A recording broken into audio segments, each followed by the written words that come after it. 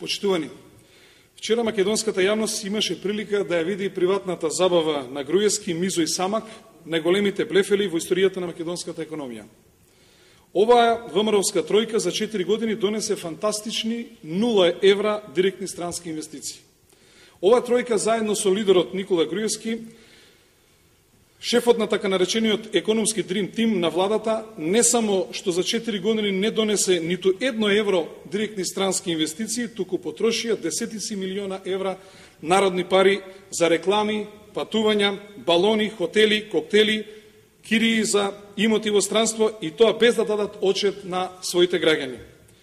Кристално е јасно, народните пари отидоа како во бунар. Замислете, без ни малку срам и одговорност, истите овие се обидоа вчера да продадат уште еден блеф. Вчера во нивни стил фрлија уште една лопата, отварајќи нова слободна економска зона, веднаш до постоечката во Бунарџик, најавувајќи дека небаре странските инвеститори нестрпливо чекаат на граница со своите куфери, полни со пари за да влезат во слободната зона.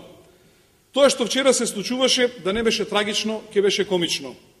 Освен Джонсон Контролс и Джонсон Мети инвестиции наследени токму од претходната влада на Социјалдемократскиот сојуз, Бунарџик зјае празен како росна ливада.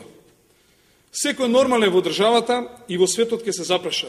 Чуму ни е уште една економска зона кога постоечката зјае празна?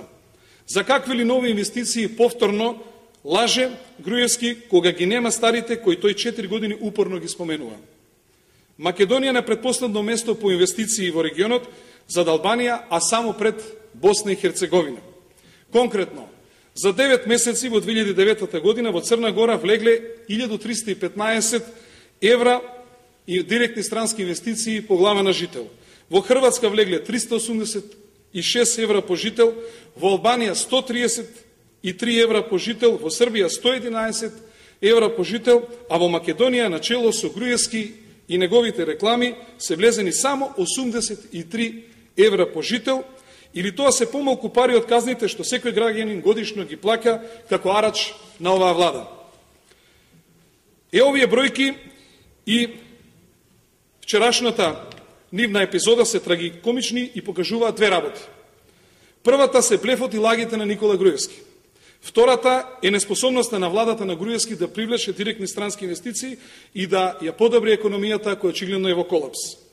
При тоа, ниту Груевски, ниту било кој друг понатаму нема да може како досега да ја користи како лажно алиби светската економска криза, бидејќи самиот Груевски рече дека Македонија излегла од рецесија. Како излегла, само тој знае и никој друг. Господине Груевски, до кога ќе лажете? 4 години сте на власт. 4 години граѓаните ги чекаат.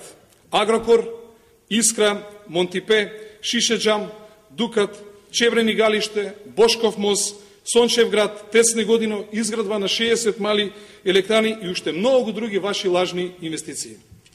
Благодарам.